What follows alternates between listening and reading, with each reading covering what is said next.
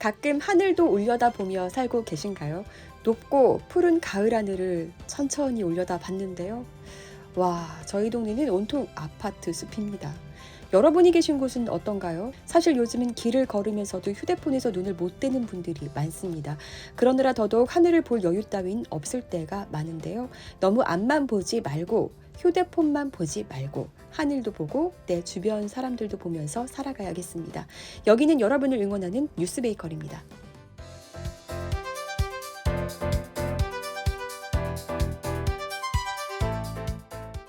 장동혁 국민의힘 대표가 오늘 광주를 방문해 국립 5.18 민주 묘지를 참배하겠다고 했었는데요.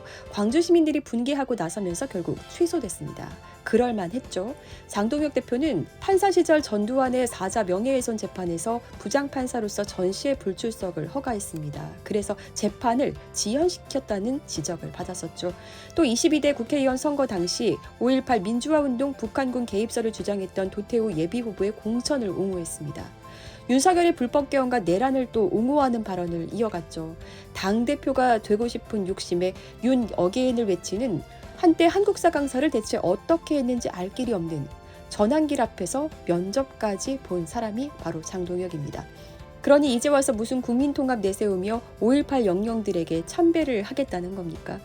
이게 바로 우리의 마음일 겁니다. 지금 내 기분이 그래. 어이가 없네.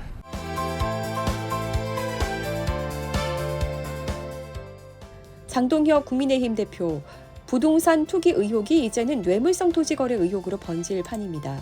장동혁 대표는 본인과 부인 명의의 아파트 4채, 단독주택, 오피스텔 외에 경상남도 진주시와 충청남도 보령시 또 서산시의 토지를 소유하고 있는데요. 이 중 서산시 대산 화곡리 토지가 논란이 됐습니다. 우선 화곡리 1-47, 여기는 장 대표가 2023년부터 3년간 모두 부인 명의의 재산으로 신고를 했는데요.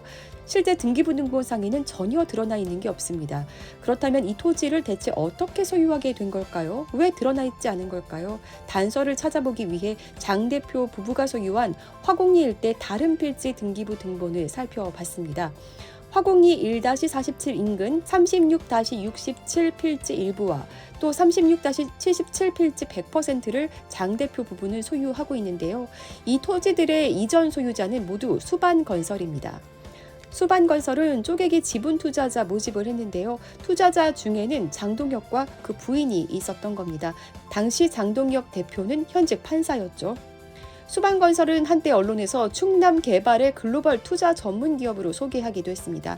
하지만 실상은 기획부동산이었고 운영도 투명하지 않았습니다. 특히 재정 건전성에 문제가 생겨서 2019년경부터는 유동성 확보를 위해 자산 매각에 들어가게 됩니다. 투자자들 난리가 났겠죠. 투자자들은 자산을 함부로 매각하지 못하도록 가압류를 설정하는 등의 조치를 취했습니다. 하지만 여기에 장 대표 부부는 동참하지 않았습니다. 오히려 수반건설이 차명으로 보유했던 것으로 보이는 화곡리 36-77 필지를 매우 급하게 넘겨받은 정황이 보이는데요.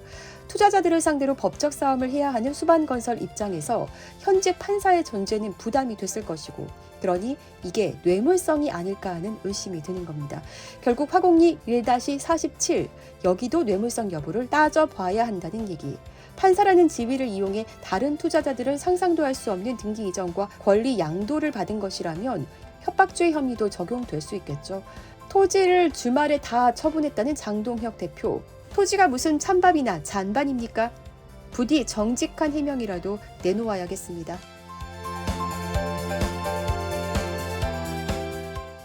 윤석열 정부가 어렵게 환수한 친일파의 재산을 졸속으로 매각하면서 일부는 친일파 후손에게 되팔았다고 합니다.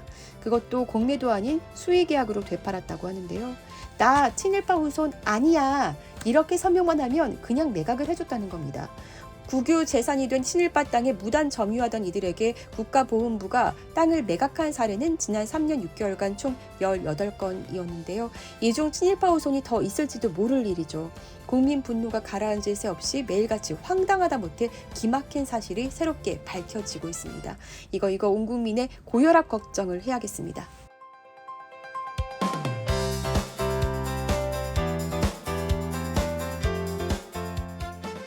요즘 존재감 1도 없어 고민이 많아 보이는 한동훈 씨, 망언 제조를 하면서 어떻게든 관심을 끌어보려 애쓰는 모습이 애잔합니다. 5일 자신의 페이스북에 민주당이 쫄리고 할 말 없을 때 자신들이 계엄의 밤 저를 구했다고 하는 거짓말을 하는데 라고 썼는데요. 이 페이스북 글을 링크한 한준호 의원 아주 점잖게 뼈를 때렸습니다. 그래도 형님 총에 맞지 않고 살아서 떠드니 참으로 다행입니다. 요즘 관심이 줄어드니 힘드시죠? 또 전우용 역사학자 어지간한 금수도 은혜는 합니다. 배은망덕한 인간을 금수만도 못한 놈이라고 하는 이유입니다. 라고 했는데요. 그래요. 우리는 똑똑히 봤고 또 지금도 기억하고 있습니다. 그 밤 떨고 있던 한동훈을 말입니다. 한동훈 씨 제발!